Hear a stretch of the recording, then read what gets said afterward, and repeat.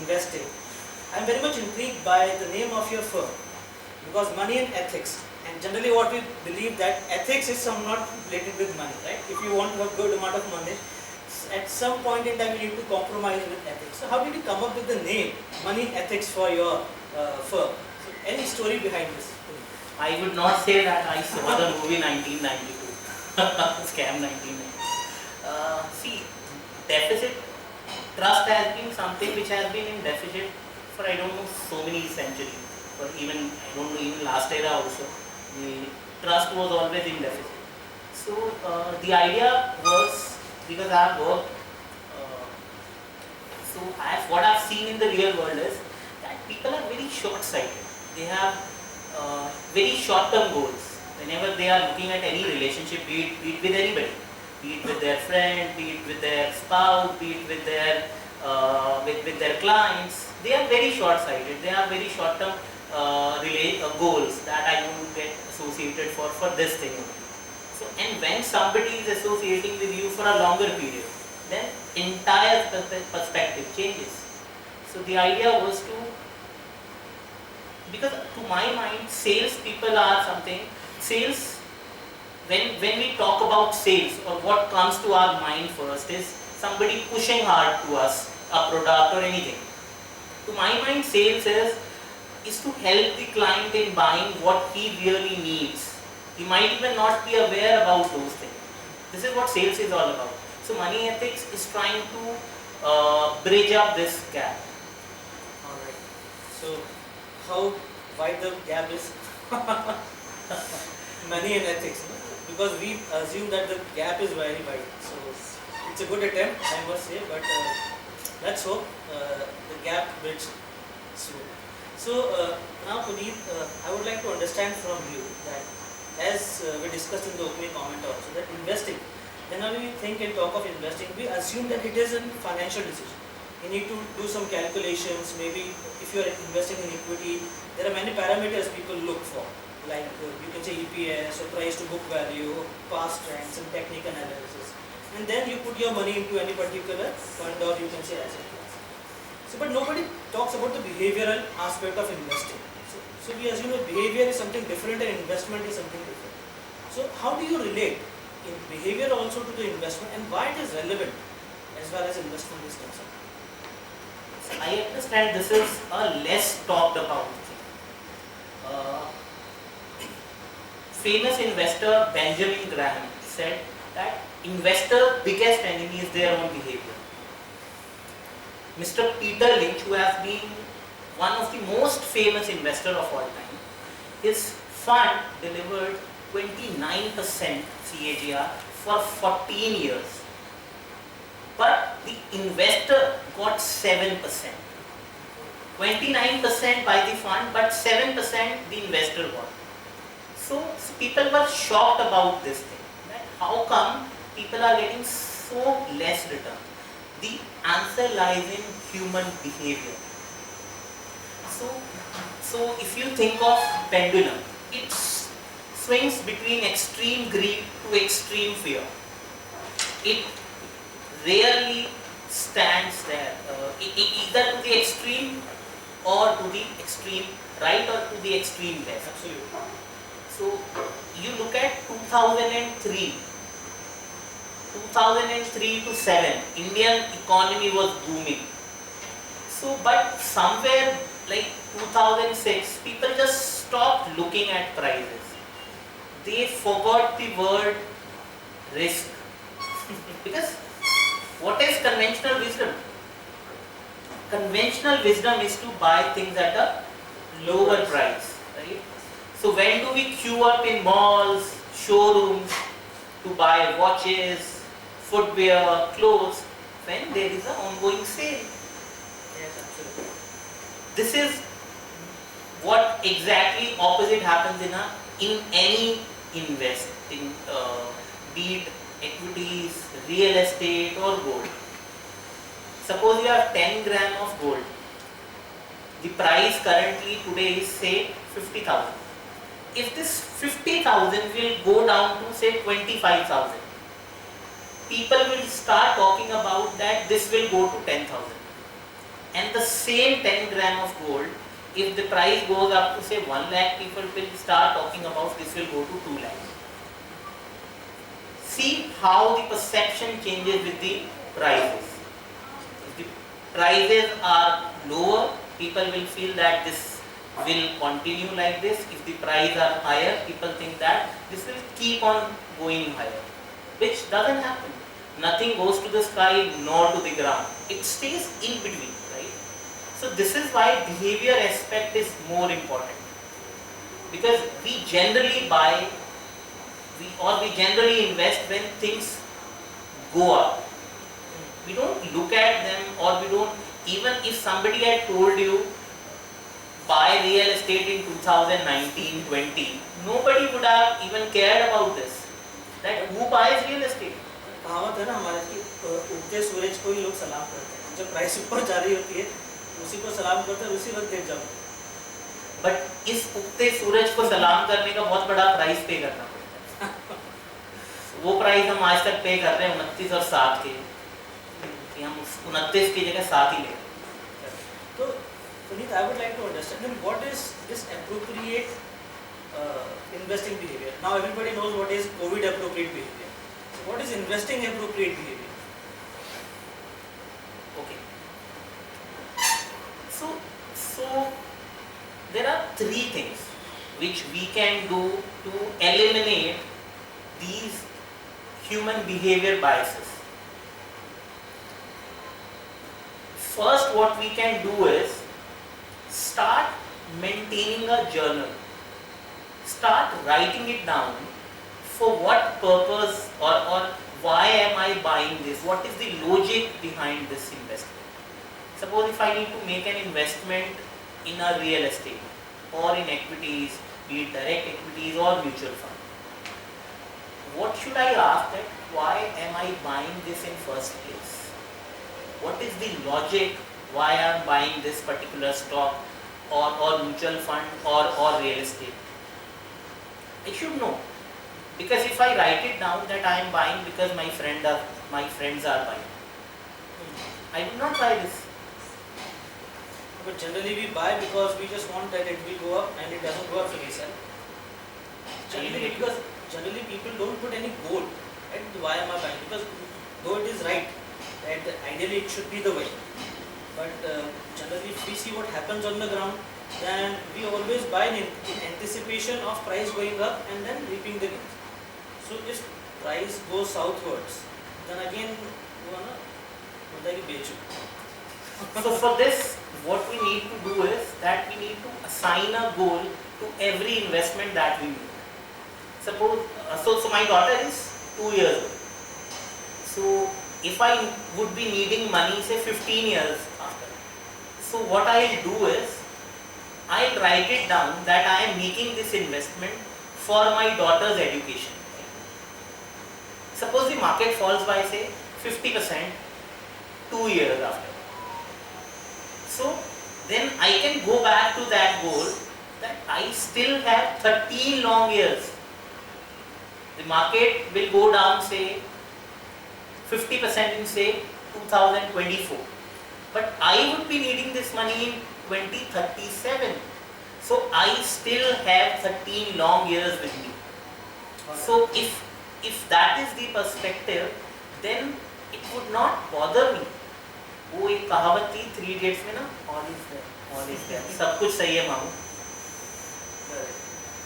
Things are easier said than done.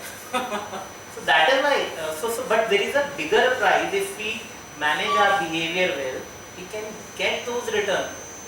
So I got one point that the first thing you talked about managing your behavior is writing down the purpose for which you are putting into it, right? Whatever asset class it is. So that is one behavior. What is the next one? Will this only work like if I write it down, or there are certain, because what I understand is most of the time when we say it's inappropriate buying or investing behavior, we mean only with the 2 things, buying and selling, because rest nothing affects. So buying and selling are the 2 things that affects any portfolio. Okay? So first thing is fine, I have written it down. Now second thing is what I have come across when I speak to friends and people general at large, this habit of watching, constantly looking at your portfolio, right, it gives kick at times, right, when the things are going fine. But when things are not going fine, then it again puts up a stress, and then a decision is triggered. So what should be the ideal frequency at which I should be regularly monitoring my portfolio, if not daily?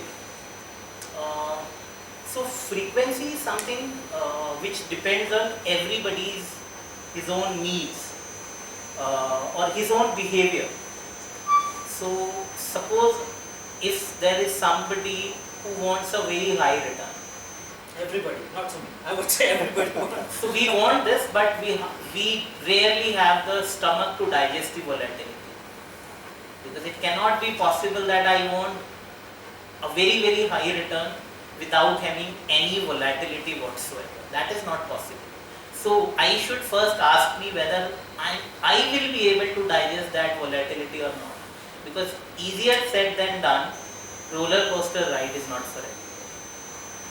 So ideally frequency can be a year for a person who doesn't want to be involved very actively. Otherwise it can be like 3 months, and you need to assign a benchmark also. Otherwise how would I come to know whether I am doing well or not? There has to be a benchmark. Assigning benchmark meaning? Suppose I know that, suppose if somebody says that real estate should give me 12%, so that is the benchmark for me. That whether the investment that I have made is closer to that particular benchmark that I had set in the beginning. Alright. And while managing greed and fear is important, one more thing which is very important is to save. Is to save. 1 multiplied by 0 would always be 0. If I am saving very less, I cannot expect this money to grow at a I cannot expect that my retirement life would be very great, because I am getting 20% a year. But what if I am saving very less? So saving is also important. Earning return on that investment, both things are important. Not only managing your greed and fear, but also saving more. Yes. Because this maintaining journal, assigning a goal will help you in sticking with the investment. But what if I am investing very less? Absolutely. So, Puneet, it's a human psychology. Then I don't know whether Ramesh is best understood by way of a story. So, can you share some instances? You've been advising HNIs and other clients. So, can you share certain instances where you found that this client showed inappropriate behavior and he made this decision, and there were certain clients who made such kind of a decision, and perhaps those were appropriate. So, can you please share certain instances, picking up from your career so far? Has it ever happened that HNI also make bad decisions? We assume that they have all the knowledge and the money, so perhaps their decision is generally a thoughtful decision. And at times what we have seen, many retail investors follow them also. Right? If an HNI is putting money or investing in a particular asset class, we also blindly do that. So can you share a few instances of where you found somebody messed up with their decision and somebody perhaps did well but not taking even a decision? March 2020, the market fell by almost 40% from top peak to but what happened? Who were the buyers in the market? The buyers were the promoter of the companies, because they were not making investment, they were buying a piece of the business. They were interested in buying asset. They were not only looking at the prices. So March 2020, there were the clients who had put in money. And you see, last year when the market was really going up at a very high pace, I received a call from one of my clients.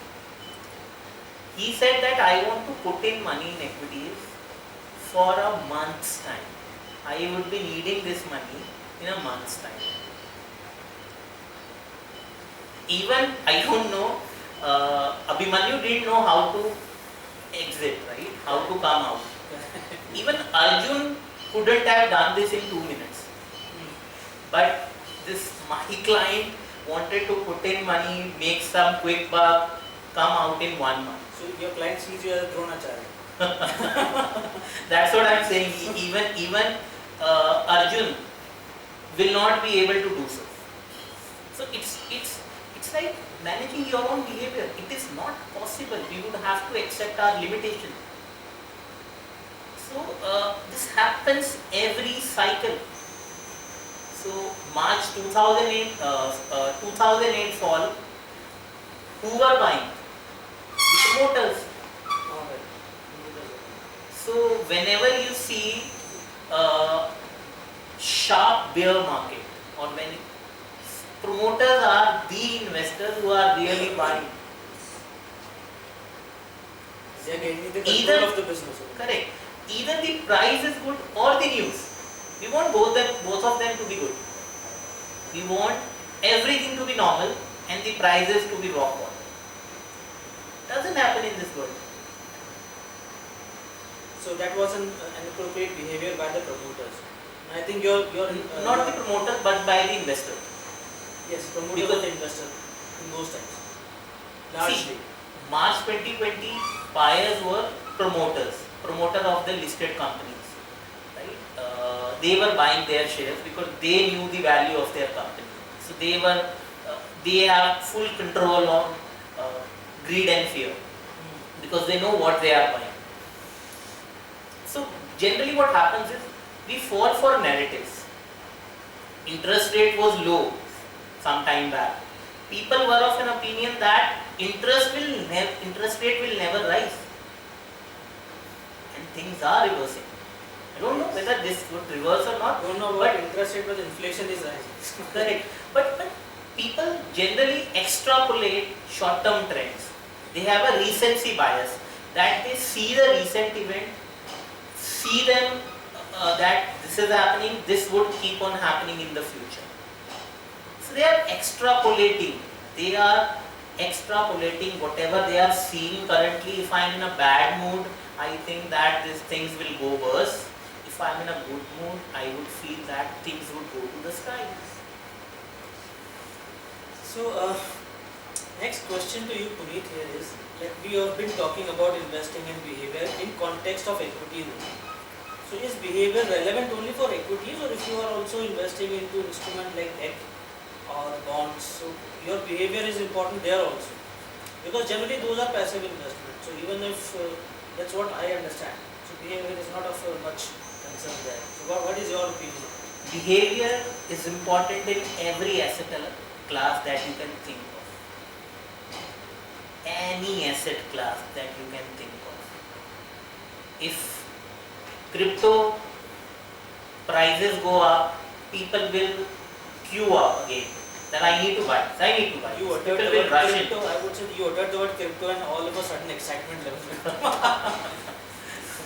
And you talk about gold. You talk about real estate. 2012, people were buying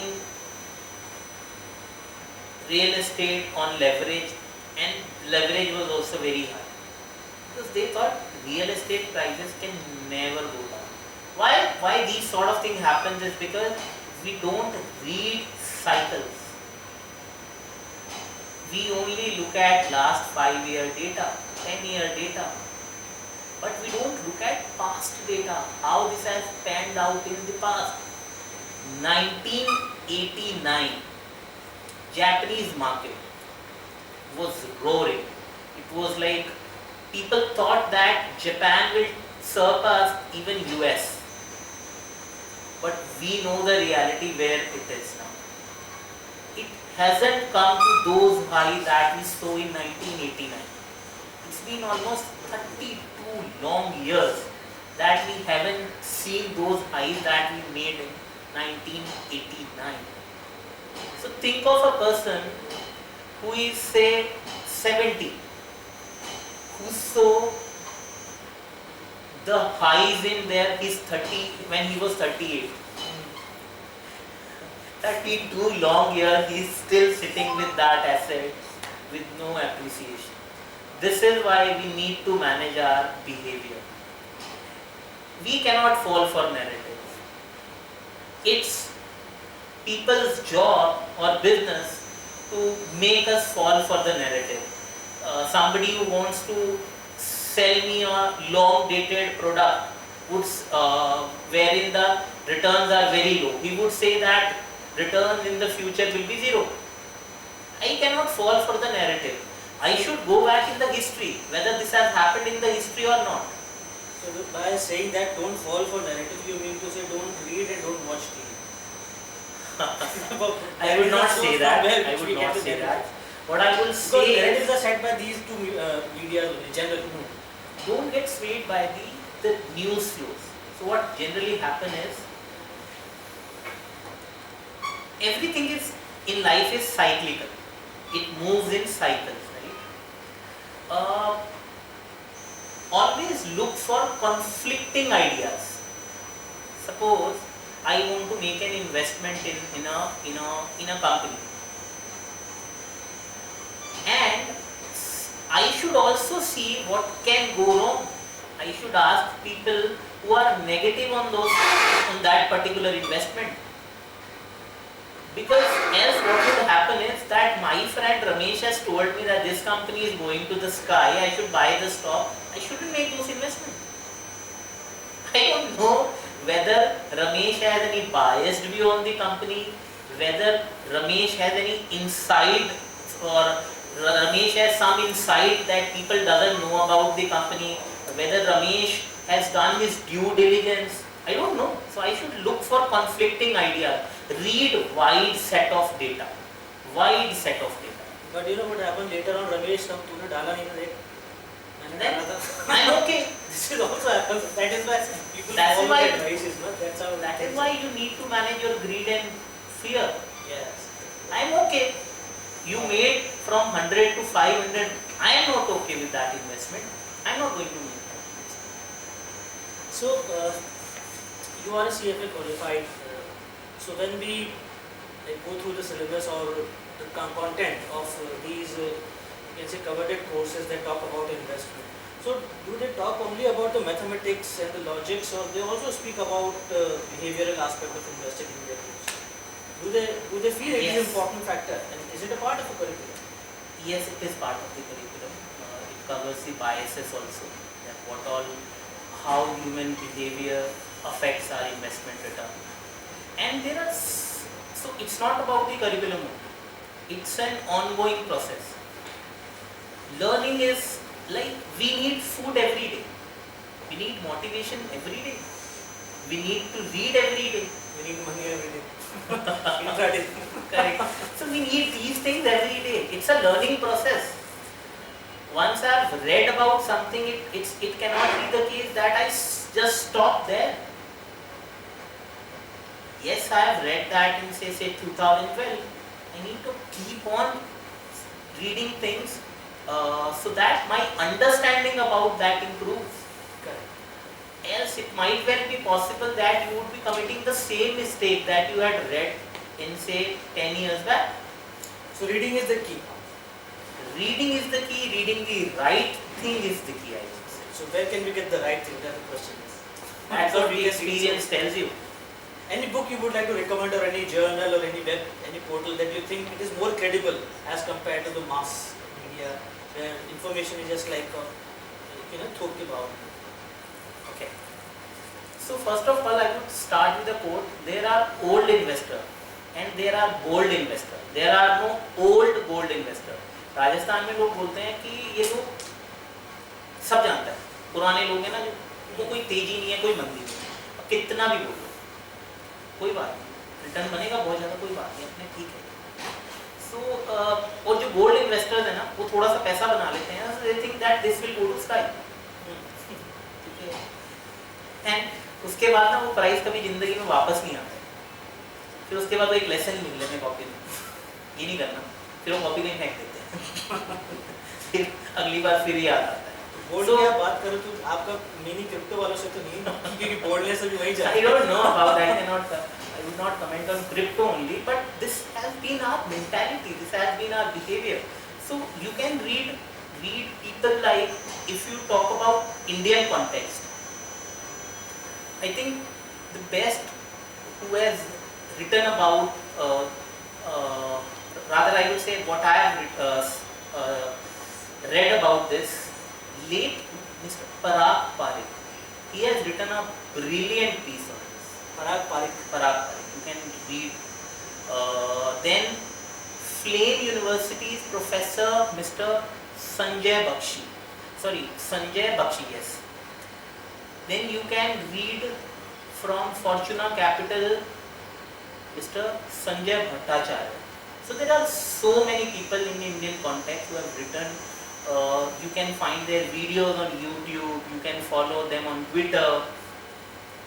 Then if you talk about the global context, you can read Mr. Howard Marks. Then you can read from the people like, say, Ray Dalio. He has written superb books on this. So there are many who have written brilliant piece on behavior finance or somehow related to this. The topic might not be start with behavior finance, but they are addressing the same issue. Because these are the guys, Ray Dalio talks about 500 years long cycle. So 500 long years. So basically he is trying to infer what has happened in the past. Let us go back to the history. Yes, they are saying that history repeats itself. And what Howard Marks says, history doesn't repeat itself, but it rhymes. It rhymes. It doesn't repeat itself. So we need to have inferences. We need to seek out inferences from the past. It cannot be possible that it would be replica or it would again mimic the past trend. But we need to go back to the history, understand. We need not mug up things. We just need to take inferences from there. What is the learning that we can take from this cycle?